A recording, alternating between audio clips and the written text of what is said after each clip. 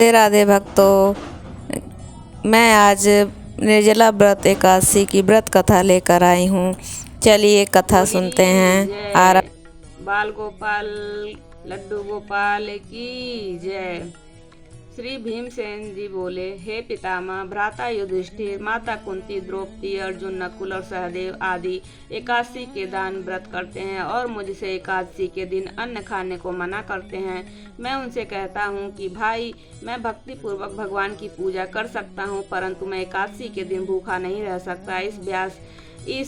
इस पर व्यास जी बोले, हे भीमसेन, यदि तुम नरक को बुरा और स्वर्ग को अच्छा समझते हो तो प्रत्येक माह की दोनों एकादशियों को अन्न न खाया करो। इस पर भीमसेन बोले, हे पितामह, मैं आपसे प्रथम कह चुका हूँ कि मैं एक दिन एक समय भी भोजन किए बिना नहीं रह सकता। फिर मेरे लिए पूरे दिन का उपवास करना कठिन है। यदि मैं प्रयत्न करूँ तो एक व्रत अवश्य कर सकता हूँ। अतः आप मुझे कोई एक व्रत बतलाइए जिससे मुझे स्वर्ग की प्राप्ति हो। श्री व्यास जी बोले, हे वायुपुत्र, बड़े बड़े ऋषि और महर्षियों ने बहुत से शास्त्र आदि बनाए हैं कि मनुष्य को दोनों पक्षों की एकादशियों का व्रत करना चाहिए, इससे उन्हें स्वर्ग की प्राप्ति होती है।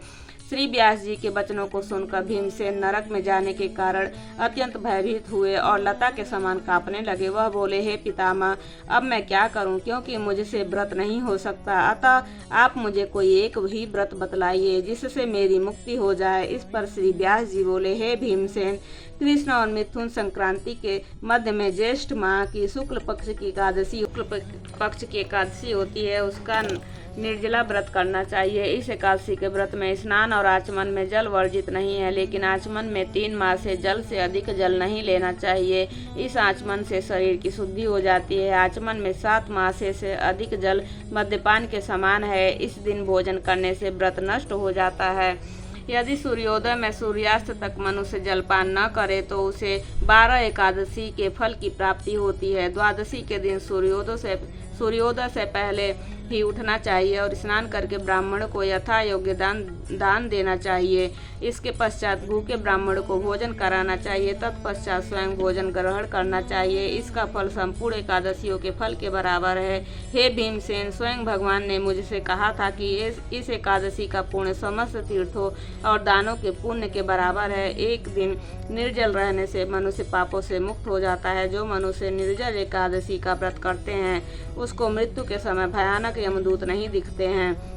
उस समय भगवान विष्णु के यमदूत स्वर्ग से आते हैं और उनको पुष्पक विमान पर बिठाकर स्वर्ग ले जाते हैं। अतः संसार में सबसे श्रेष्ठ निर्जला एकादशी का व्रत है। अतः यत्न पूर्वक इस एकादशी का निर्जल व्रत करना चाहिए।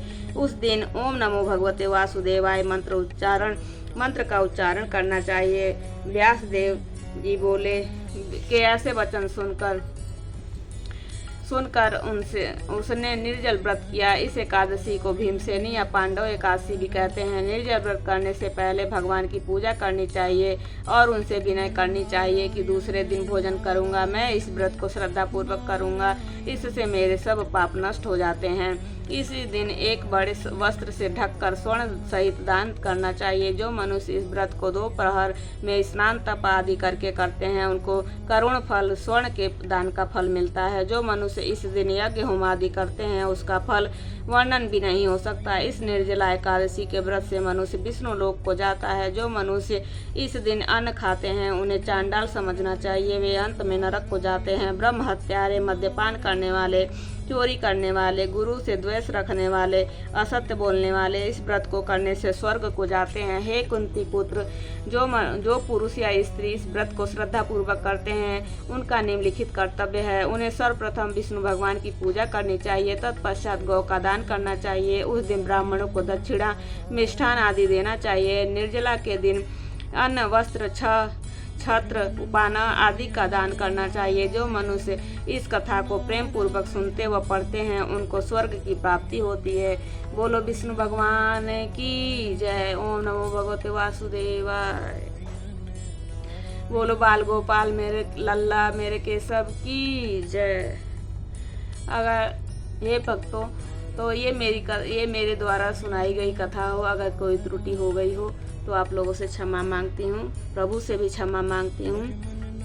चलिए मिलते हैं नेक्स्ट वीडियो में। राधे राधे, जय श्री राधे श्याम भक्तों।